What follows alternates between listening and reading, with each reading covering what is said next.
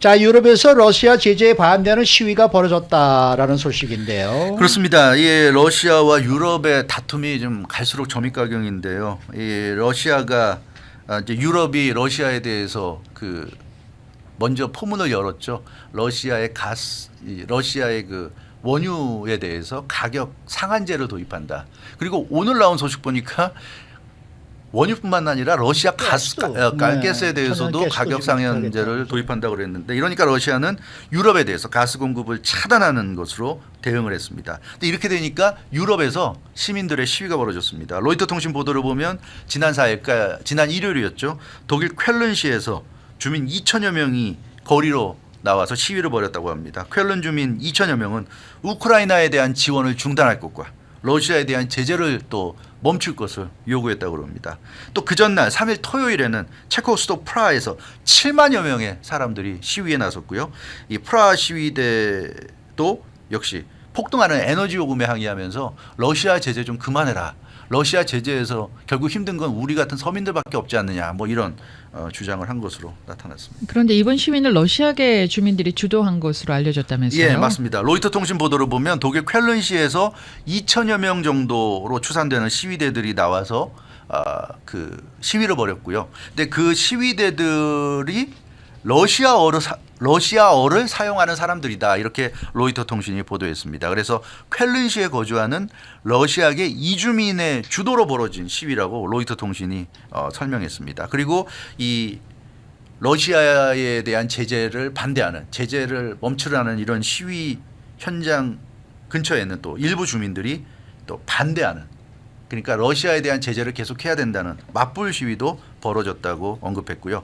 체코의 그 프라하 시위도 극우정당, 공산당 이런 그 집단이 주도한, 그러니까 7만여 명이나 대규모가 참가한 거는 순수하게 시민들만 나와서는 좀 힘들고, 그렇게 나오기는 아무래도 이렇게 정당이나 공산당 같은 집단이 주도해서 어느 정도는 좀 동원을 했기 때문에 가능한 시위였다, 뭐 이런 지금 설명도 나오고 있습니다. 체코 프라하 같은 경우에는 좀 아이러니하네요. 프라하의 봄이 있잖아요. 네, 그렇죠. 민주화 운동하고 막 이랬던 그렇죠. 프라하의 봄을 기억을 하는데 이번에는 또 분위기가 완전 반전됐습니다. 지금 뭐 당장 가스가 안 들어오면은 밥을 해 먹을 수도 없고, 그렇죠. 그러니까 네, 지금 그러니까요. 뭐 당장이 중요하니까들 중요하네. 그런 네. 생각들을 하겠죠.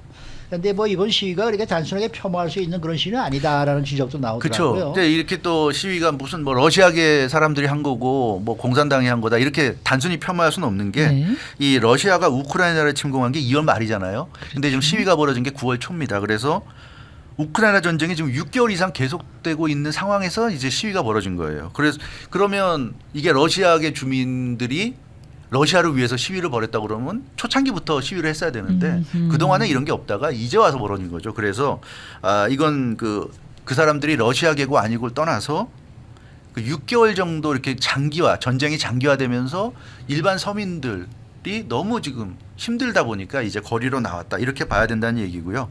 그리고 독일에서 러시아계 이주민들이 주도하는 시위를 친러시아 시위로 볼 수 없다, 이런 좀 분석도 있어요. 이게 무슨 네. 얘기냐면 한국으로 치면 네. 탈북자들이 남한에서 시위를 벌이면 이게 북한을 위한 시위가 아니잖아요. 그렇죠. 탈북자들이 네. 북한이 좋아서 지금 한국에 온 사람들이 아니잖아요.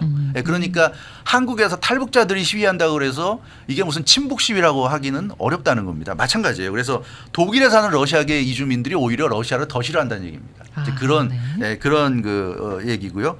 그래서 러시아계 이주민들이 왜 시위를 하냐면 러시아에서 이주해 왔기 때문에 독일이라는 잘 사는 나라에 살지만 상대적으로 이 사람들은 못 사는 사람들이잖아요. 기존의 독일 주민들에 비하면. 그러니까 이 사람들이 제일 힘든 거예요, 지금. 러시아를 제재해서 가스도 공급이 안 되고 에너지 가격 오르니까 제일 견디기 힘든 게 독일에 살고 있는 러시아계 이주민들. 러시아에 살기 힘들어서 푸틴이 싫어가지고 독일로 온 사람들이 독일에서 좀 잘 살 수 있을까 했더니만 러시아 제재한다고 저렇게 하더니 결국 자기들은 지금 너무 힘들어서 굶어 죽게 생기니까 이렇게 시위를 하는 이제 그런 상황이라는 거죠. 그래서 쾰른시 시위를 주도한 사람이 엘레나 콜바스니코바라는 사람입니다. 근데 이 사람이 뭐라고 얘기했냐면 지금 독일은 대혼란에 빠져 있다, 이런 얘기를 하고 있어요.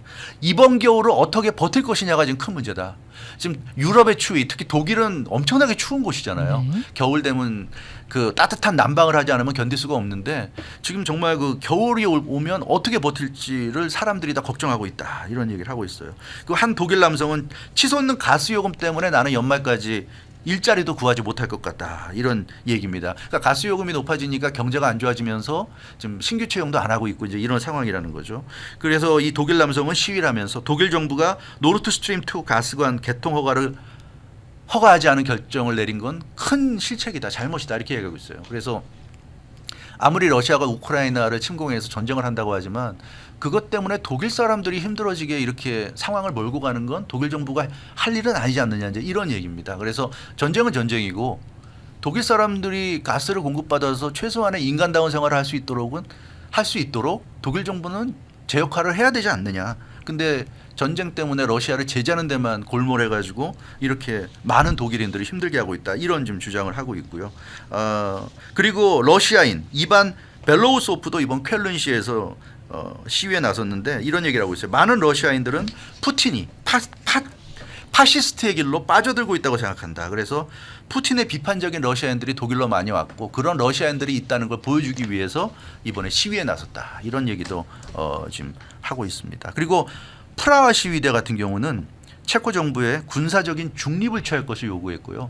그러니까 우크라이나와 러시아 사이에서 어느 한쪽 편 들지 말고 중립을 취해라. 그리고 러시아와 직접적인 가스 계약을 맺어라. 그러니까 지금 뭐 미국과 서방 국가들이 주도해가지고 이렇게 하니까 괜히 체코 사람들만 힘들어지니까 미국이랑 유럽 눈치 보지 말고 러시아와 직접 계약해라. 계약해서 가스 공급 계약을 체결해서 체코 사람들이 견딜 수 있게 해줘라. 이런 지금 주장을 하고 있어요. 그래서 이 지금 유럽에서 지금 이제 시민들이 시위하는 내용을 들어보면 정치적인 게 아닙니다. 이 사람들은 당장 당장 추운 겨울이 왔을 때 어떻게 이걸 견뎌내냐는 걱정 때문에 지금 거리로 나온 사람들이에요. 그렇기 때문에 이 사람들의 시위를 정치적인 시위로 폄하할 수는 없지 않는가. 이제 그런 생각이고 아마 상황이 계속 이렇게 되면 이런 시위에 나서는 사람들의 숫자가 더 늘어나지 않을까. 그런 예측도 좀 나오고 있습니다. 네, 추위가 오기 전에 해결이 빨리 돼야 될 텐데 그렇습니다. 제발 좀 말입니다. 그렇게 되면 좋을 것 같아요. 네. 그게 또 그렇게 해결돼야 미국에 살고 있는 우리도 좋을 거고요. 그렇죠. 지금 전 세계가 에너지 대란 뭐 이런 문제가 생기면 결국 다 안 좋을 것 같습니다. 네, 주영석 기자였습니다.